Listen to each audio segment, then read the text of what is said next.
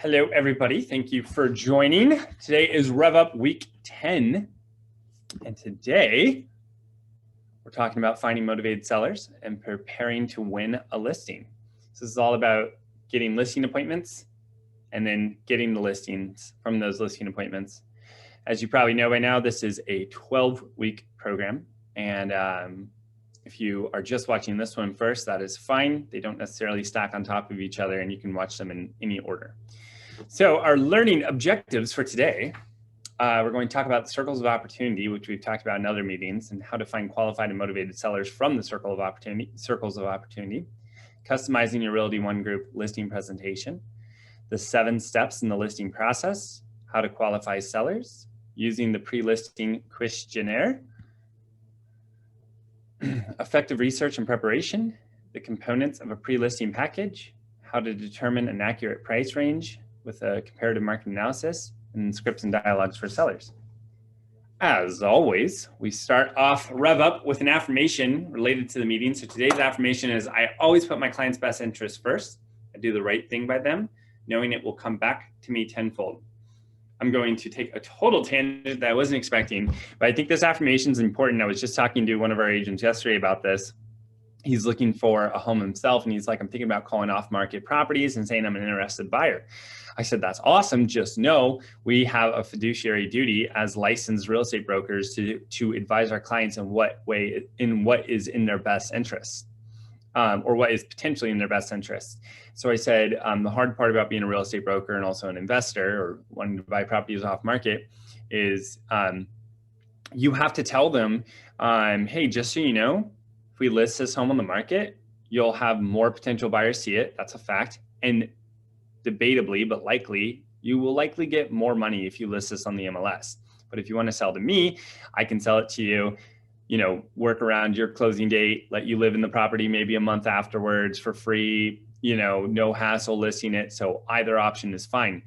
But it's important to remember that we have a fiduciary duty to our clients to advise them in the best way to them. And the good thing about being a real estate broker is it's a win-win, right? Because you find a seller, somebody off market wants to sell their home and they're like, yeah, I want to sell it to you. And you say, great, I ran my numbers for this to be a successful property for me. I can buy it for $360.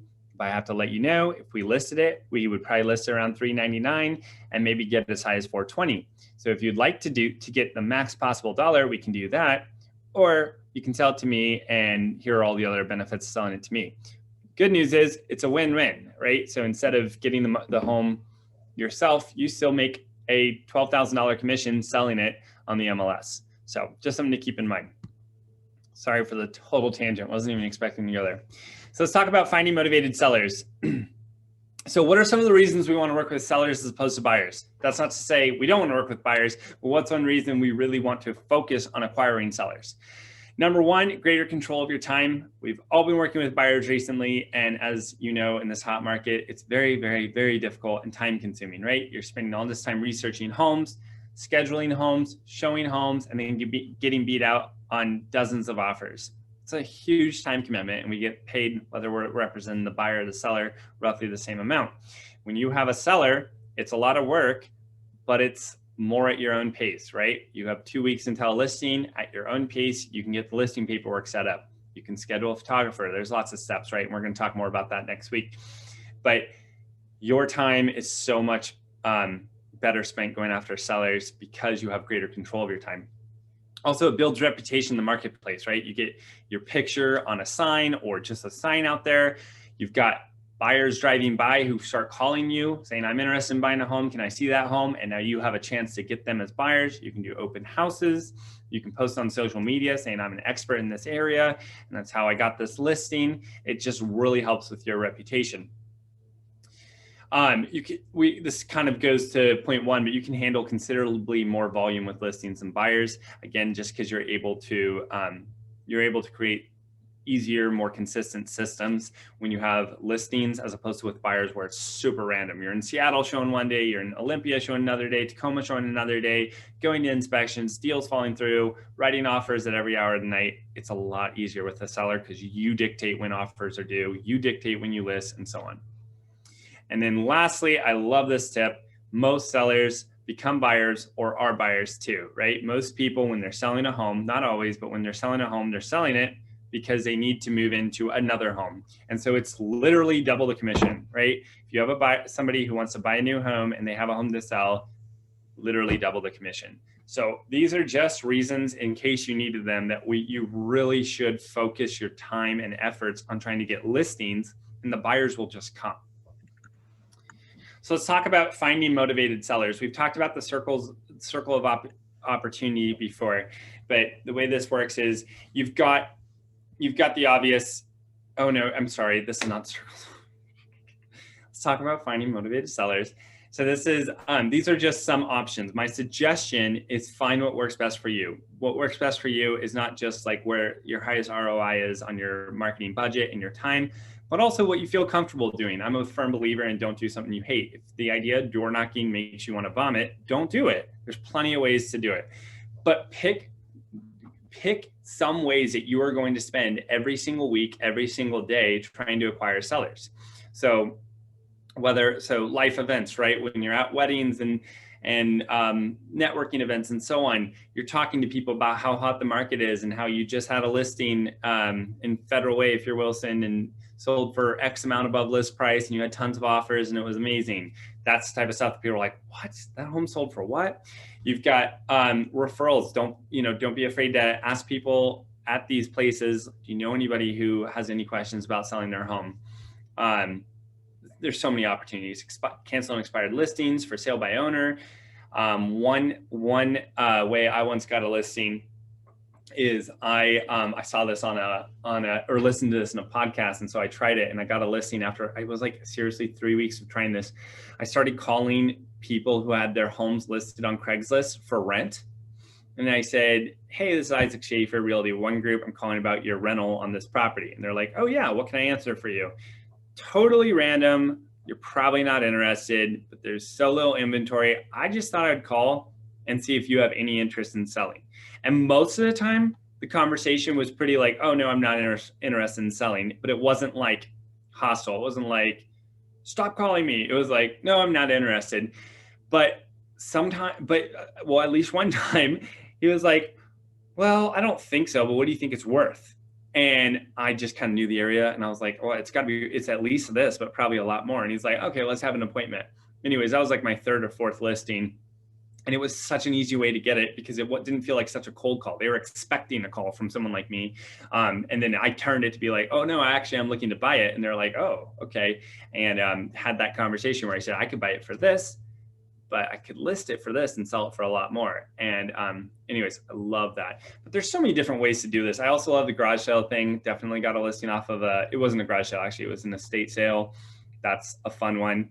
And in worst case, right, you go to a garage sale, it's a renter moving out. Maybe the renter is looking for a new place to live. Like there's so many ways to meet people, and so many of these ways are not even that uncomfortable. You go into a garage sale, you're looking at stuff, you're like, "Wow, what a bunch of cool stuff." And you just start talking to them and see if the conversation turns into real estate. I don't know. For me, it's really, really simple. And I would encourage you to get past the anxiety that you have from talking to people about selling, because it seems harder in your head than it really is. Okay, so when you're talking to people who are in these type of categories, again, these are just some examples, but when you're talking to people, you want to have a script in mind. Now, when I say script, I don't mean literally a script where you're like, "Hello, Mr. Seller, this is Isaac Schaefer," where you sound like, monotone. I'm not talking about that. But I do start with some scripts. If you go on one university, they have lots of scripts for cold calling sellers. So memorize the script, not so that you can repeat it verbatim, customize it, internalize it, and capitalize, meaning then make it your own and start making phone calls. You get so much better at your scripts the more you just try it out. Because a lot of times you're going to see a script, you're going to like it, you're going to call people, and you're going to get shot down 10 times, being like, "Okay, that's not working," and you customize it a little more. But have a script in mind. Even if you write your own script, write it out so that you're prepared. And then also write out potential objections, right? Because you're going to get objections, and how you'll respond to them. So if somebody says, well, I'm not ready to sell right now, unless I can get an offer for, you know, more than the assessed value. Be prepared for that question so you know how to answer it and you're not caught off guard. Can I make a suggestion as well? Yeah. One of the things that like I have found very helpful if you're like writing scripts to talk to people, instead of having, because like if you're just making phone calls, it's really easy to just have that script in front of you and do what Isaac was saying, just like read off, and it sounds really robotic. But like bullet points, if you just do like really quick little bullet points to like keep you on track without actually reading I totally agree. I'm the exact same way.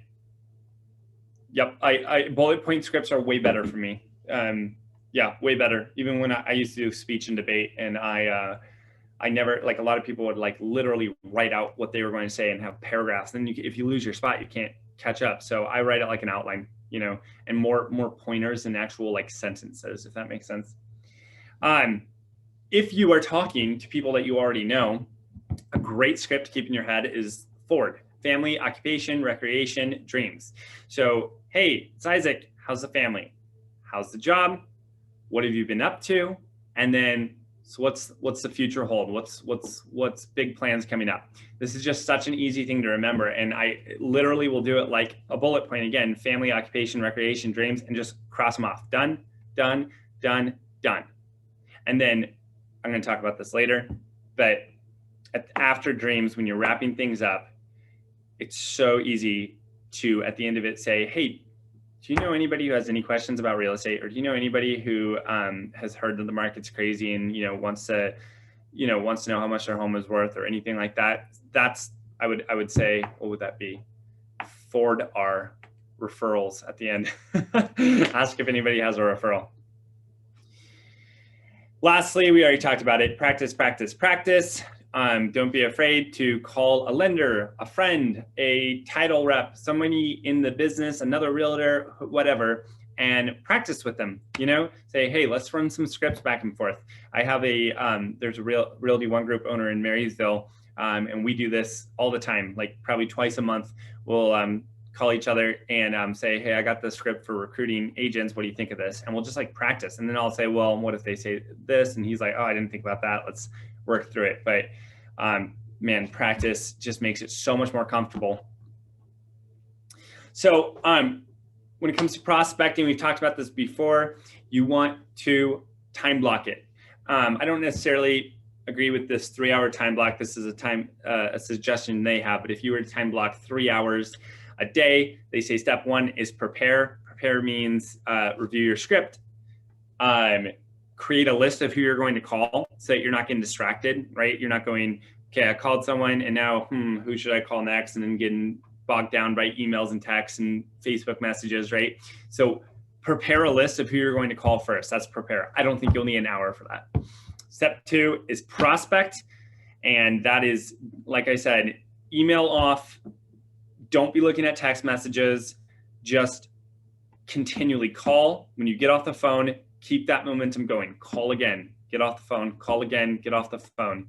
If you do get in contact with somebody and you have a conversation with them, you'll want to write notes about it, but not necessarily put in your CRM. And that's what hour 3 is for.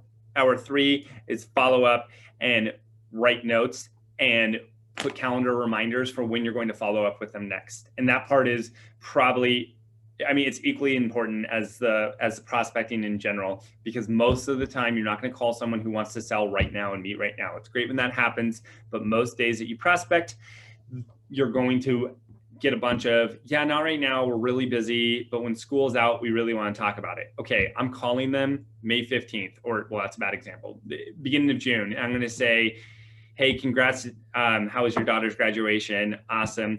Do you want to schedule that time to now meet about the value of your home? But don't forget hour 3 being follow-up, and don't this is like a conversation I have with contractors when they're working on our properties. They'll like leave the house and there'll just be mess everywhere, open paint cans and everything. I'm like, I will happily pay you for your last hour to be cleaning up so that you're not, so you're not leaving a huge mess mess behind. And that's kind of what the hour 3 is, right? Take notes and clean up so that the next day you're all ready to start prospecting again. We've talked about this before. I really, really encourage you to track your progress every single day that you prospect. This is so important. Even if you don't prospect, track that you didn't prospect. And here's why. I always go back to this example because I think it's like the most relatable example to prospecting. It's like if you want to lose weight. If you just write, I'm 230 pounds and I want to be 200 pounds by whatever, 3 months. And you just stare at that, that's not going to do anything. Now you have to prospect.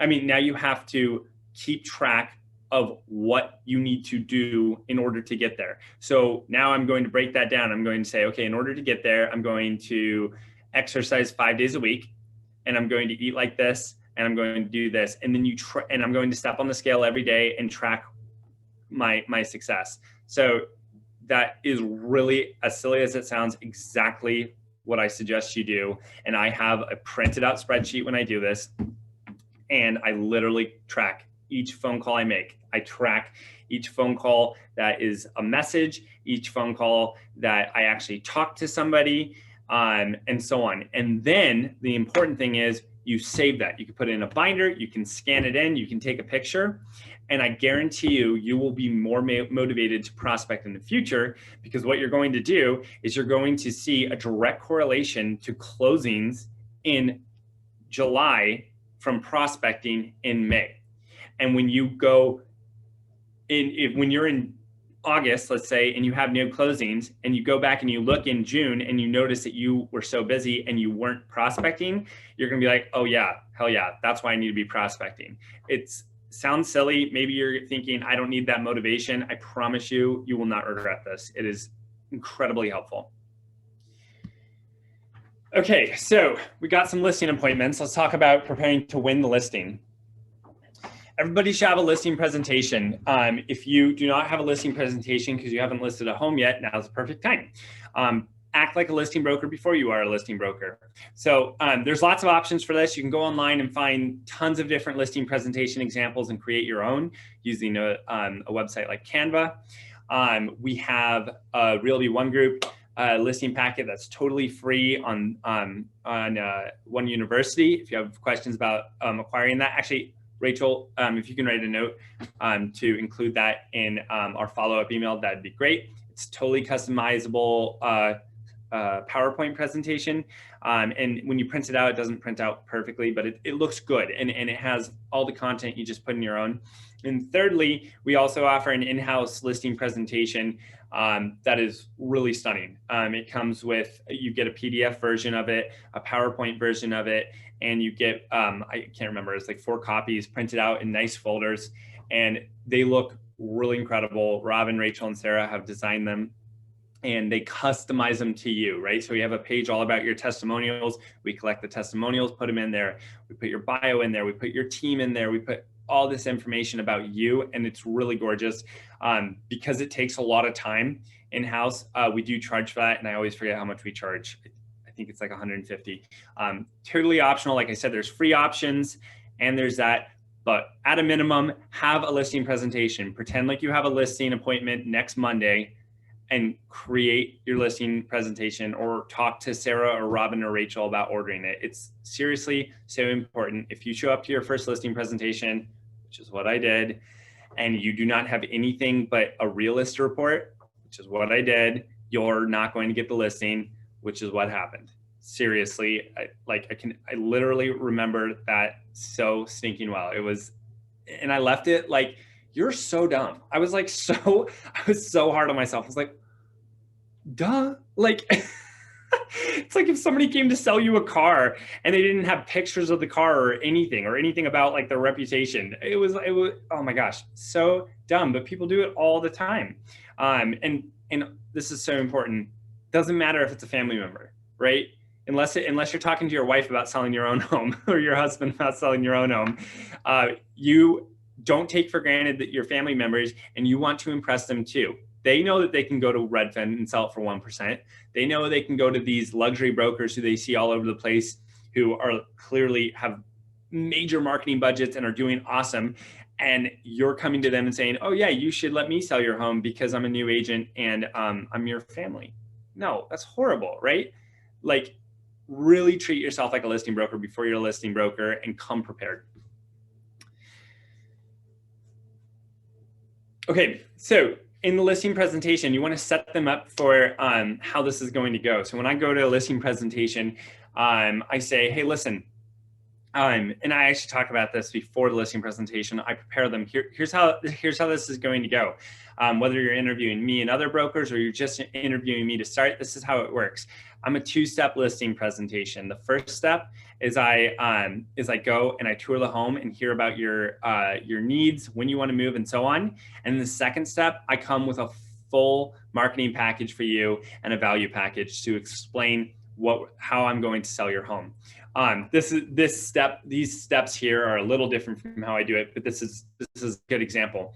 So they say, step one, complete the listing questionnaire with them. I love that idea. Have a listing questionnaire. We'll include that in the recap email. But we have a listing questionnaire that you can use, where you ask questions like, when do you want to move out? How much money do you want to spend to update this home, if at all? Or do you want to sell it as is? Tons of questions like that. Have that for your first meeting. But anyways, when I go to my first meeting, what I have is a pre-listing packet. I say, hey, I'm giving this pre-listing packet to tell you a little bit about myself. At the second meeting, when I come with more specific information, after you review this, please feel free to ask any questions. I also do come with a realist report, and I come with a pretty basic CMA circle around their house, recent sold, recent active, recent pending. That's what I come with. And then I come with the questionnaire to ask them questions. And after viewing the home, I ask them to give me a tour. Then I go through the questionnaire. I say, perfect, that's all the information I need today. When can I schedule our follow-up meeting? And I schedule it right then and there. I don't say, call me when you're ready to meet again. That's horrible, horrible, horrible. Sorry, I'm just being honest. Schedule that second meeting. So again, this is a little different. They say complete the questionnaire. I think they're saying to do that before your first meeting. That's fine. You can totally do that. Do some research. Create and deliver the pre-listing package. That's at your first meeting. Conduct the listing presentation, present marketing and pricing. So again, 1 through 4, I kind of do this differently. I do the research, a little bit of research ahead of time, and then I come to the first meeting with my pre-listing package and the questionnaire and some information. And then I come back for the second meeting with a full marketing package where I say, okay, now that I've seen your home, I think your home is really worth this, as opposed to this, where it could be, anything from here to here, depending on the condition and so on. That's how I do it. At that second meeting, you do not leave without asking for the listing and starting on the listing paperwork. So at the first meeting, I bring some listing paperwork, but I keep it in my bag because I'm not expecting to fill it out. But if by chance they love me at the first meeting, they want to sign a listing agreement and everything, great, I'll fill it out then. But I don't push for that on the first one. The second meeting, after I come and I blow them away with my marketing package, I blow them away with my market research, they're stoked because I said their value is here and they thought it was here, it goes really well. I say, well, that's very exciting. I'm excited to list your home in 3 weeks. Are you okay signing the listing agreement? And we sign it right there. But at a minimum, if you don't have the listing paperwork with you, get them to verbally commit to listing their home with you. And if they won't, schedule a follow-up phone call to solidify that. Step 6 are saying market and service the listing. And then step 7 is follow-up, which we're going to talk more about that next week, where we talk about listing from active to close.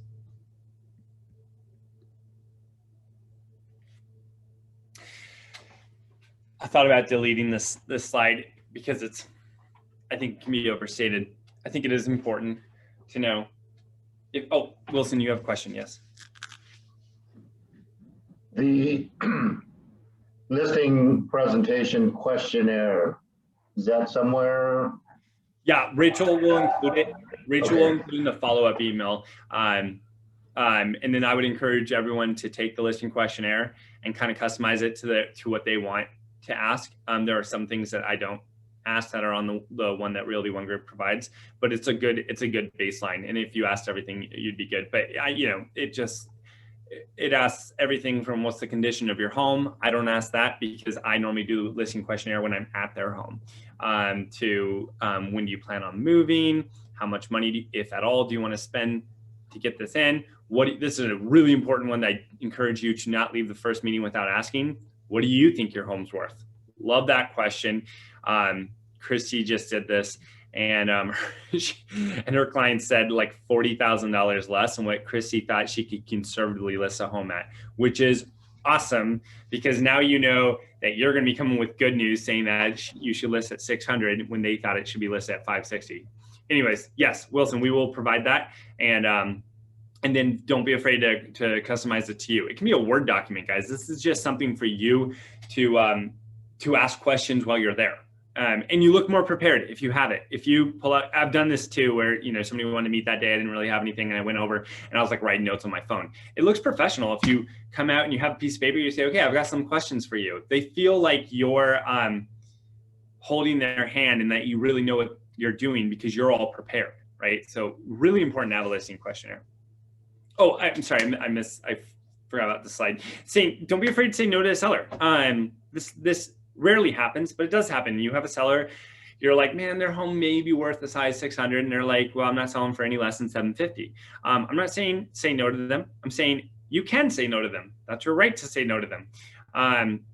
Anyways, you can feel out a situation. If you think someone is going to be a huge time suck, the listing is not going to sell because they're unrealistic, you have the right to say no, and be confident in your ability to do that. Yeah, I'm not going to spend much more time on that. We're good. You know, I'm going to actually change this slide for next time we meet. Next time we go through RevUp. I'm going to say mindset is actually incredibly important, but I'm going to take a totally different tactic here. I'm going to probably embarrass TJ here. TJ told me the other day that he literally prepares for a listing appointment on his way there like he used to prepare for like a basketball game when he played college basketball and high school basketball. He says he would, like, in the car, be blasting music and pumping himself up. And at first I laughed, and at secondly I was like, no, that actually makes a ton of sense. Going into a presentation, it's like going in for, it's an interview, right? If you've watched any videos about crushing an interview with a potential employer, they'll talk about go into it thinking you're a badass and knowing you're a badass, excuse my language, and pumping yourself up. Be psyched going into it, and have the mindset that you are the best real estate broker for them. I know it sounds cheesy, but if you go in there with major imposter syndrome thinking, I don't know if I'm going to get this, I'm probably competing against a bunch of great brokers who are better than me, you're going to lose it. I can almost guarantee it. Wilson, you had a question? Oh, your hand is still raised. Got it. No worries. There we go. Okay, cool.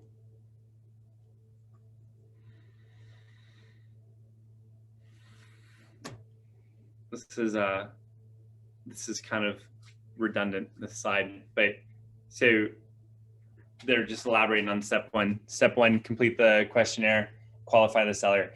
We didn't really talk too much about qualifying the seller, but this is kind of the point where you should have a conversation with them, whether it's on the phone call or at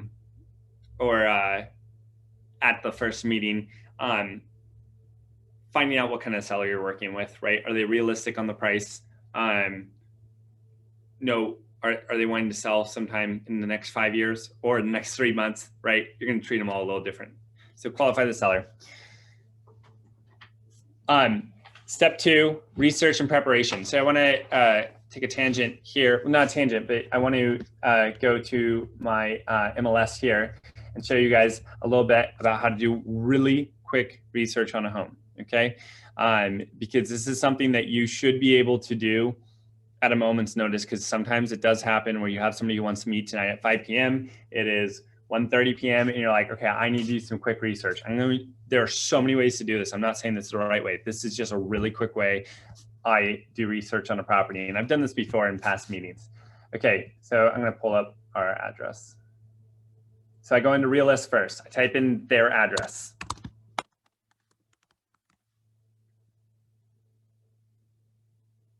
Okay, I see it's 4 bedrooms, 2123 square feet, 1.75 baths. Perfect. Not a new home. That's all the information I need. this home, we bought that home last year. I'm going to assume there's no previous listing, so I have no idea what the condition is. But they mentioned on the phone that they live there. They've lived there for the past 10, 20 years, and they haven't done much updates, so it's like in fine condition, okay? So that's all I know, okay? I'm going to go here, search, single family, quick. Active, pending inspection, pending, and sold. I'm going to type in 4 bedrooms, 1.75 to 2 baths, because 2 baths as opposed to a bath and a shower does not affect value in my professional opinion. And this is not an exact science. I'm going to look at anything from 18 to 2,500 square feet. Actually, I'm going to go like 2,450 square feet. Okay. I also don't want to look at anything really new because that doesn't really compare. So I'm going to go 2,000 or older. Okay. Now I only want to look at residential. Clicking on map. Go ahead and type in their address. A lot of people don't know you can do this. 1701 South 35th Street. And it will zoom me right into the listing. Okay. This is my first time seeing this home. I'm going to think right off the bat, okay, this is a pretty decent area. I know this Lincoln area is on fire right now. I am going to make a mental note. The home is really close to the freeway. I know it's above from the freeway, so you can probably hear the freeway. That affects the value a little bit, not massively. I'm kind of biased because it's my home. Okay, I know for a fact that this side of Pacific really doesn't compare. I also know this side of I-5 doesn't really compare. And I probably want to, this is again, not a science, stay on this side of 48th, though you could argue that you could go all the way to 56. Let's go down to 56, give or take, so I can get a few more comps because there's not many in that first area. And I'm going to get that little bubble and click on results. And now I have 5 comps. And this is super helpful. Look at this. The lowest one sold for 401, the highest one sold for 502. This is not an exact science by any means, but this tells me pretty confidently this is a really good range. Like, unless their home's in much worse condition than this or much better condition than this, that's awesome to be within $100,000. That's actually really helpful, right? I'm going to click on the first one. This is a 2-story home, a little less square footage, same bed and bath. A little bit smaller smaller lot. Just looking for any other applicable information. Let's look at the pictures. It's pretty average condition, right? Not beautiful, but average. Okay, cool. It's good. Again, I haven't seen their home yet, so this is what I'm doing beforehand. This one's also a 2-story home, just like the one we're comparing to. Same bed and bath. Almost exactly the same square footage, a little bit nicer condition, but still not like gorgeous. Galley kitchen. Galley kitchen is, you know, those, well, galley kitchens. I don't know how else to describe it. Not a, nice kitchen, but nothing like super fancy, but white cabinets, stainless steel appliances. Cool. All right. That gives me some good information. Drop ceiling's kind of ugly. Okay. So now what I'm doing here is I have a baseline. I see 2 homes that are similar in every way that have sold in the low 4s, and they're in just blah condition. Fine, but not really very nice. Okay, this one's 435. This is 1.5 stories. Difference between 2-story and 1.5 story. 2 stories has like full ceiling height upstairs. Half story has like the roof line leaning in, if that makes sense. This one has a 2-car garage, nice kitchen. Got the barn door, which, little things like that are cute. This one looks pretty dang nice. Okay, cool. Gonna keep going here. 450, this one's pending. Really important to note this. This is pending, so that doesn't mean it necessarily sold for 450, but let's think, what am I trying to say? Let's think logically here. If it's pending in 6 days, what are the odds that they took an offer any less than 450? In fact, I would argue that they took an offer above 450, or else because it sold so fast. That's total speculation. But this is really a relevant comp, even though it's not a comp yet because it's not sold, because this is so recent. This is what actually is happening in the market. 450. Pretty dang nice. Laundry room right outside the kitchen isn't as nice, but nice quartz counters, stainless steel attached garage, just like our subject property. Okay, that's helpful. And then the last one, this one's really interesting because this one sold just yesterday. So very recent comp, very relevant.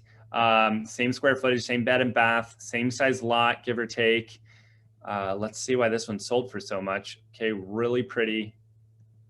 New flooring, not a huge kitchen, but nice old, I mean, not old, but that dark wood. It's a half a story. This one's kind of crazy. So here's where my mind goes after reviewing these comps. I've got one more thing I want to look at. I want to go back to the single line and I'm going to go stat date.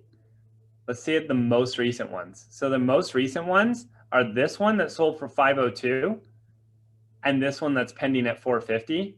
The next most recent one, I didn't plan for this. You guys saw me. I just pulled random comps. This sold in January, which means they listed in early December or late November.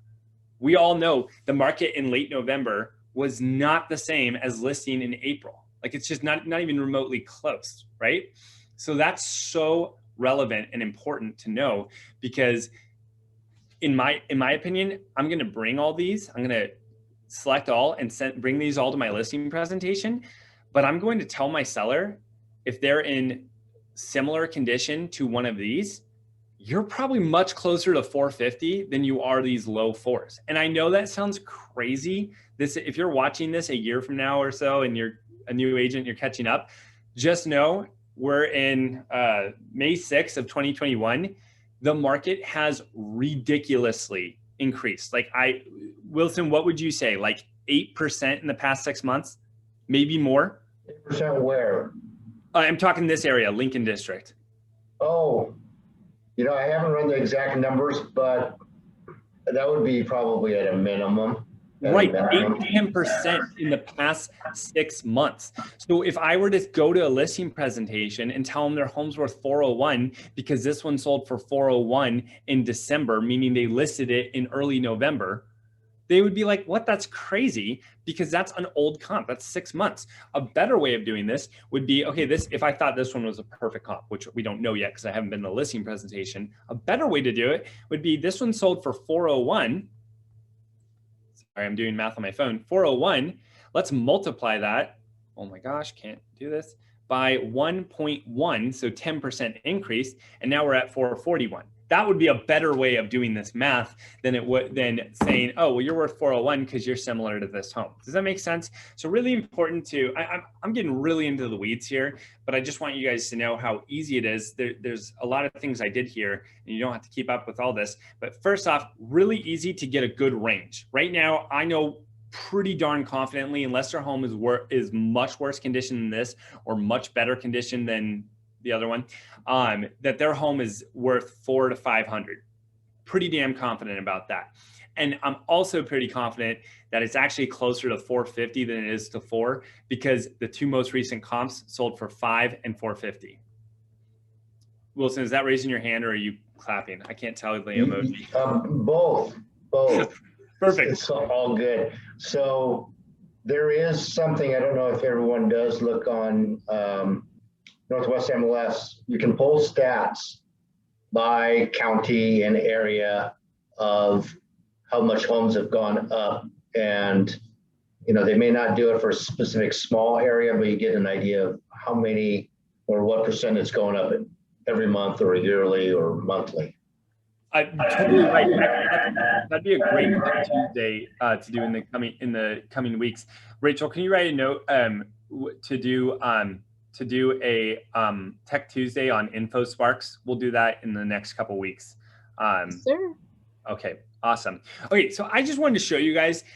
I don't know. That was like 10 minutes, and I seriously have a really good idea if I'm going to this listing appointment that they're worth 4 to 5, and I really am throwing out 4. They're probably worth 425 to 500, just based off of that. And I'm totally not exaggerating here. I know the values of my home. That's actually a really good range. I know it's probably worth more like 460 to 470, but randomly, if someone were to tell me, if someone were to say, beginning this day, hey, Isaac, what do you think your home's worth? I'd probably tell them 460 to 470.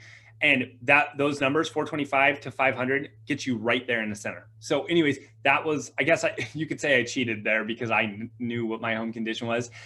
I'm just pulling literally the exact stats that showed up in the past 180 days. And that is the number that came up. And that is really fairly accurate. So this works. It's not flawless. Again, what happens if their home's in really, really poor condition? Well, none of these 5 comps were in really, really poor condition. So you have to factor for that. But this gives me, walking into the presentation, a much better idea. So I just want to show you one thing before we stop this portion. So then what I bring to the listing presentation is I select all these listings. Again, if one of them were like super horrible, I knew their home wasn't horrible, I'd just unselect it. I wouldn't bring that one. So I'm going to print this. And these are the ones I bring. I bring the multi-map, the CMA one-line landscape, and the 3UP comparison. I'm going to click print PDF, and this is what this presentation looks like.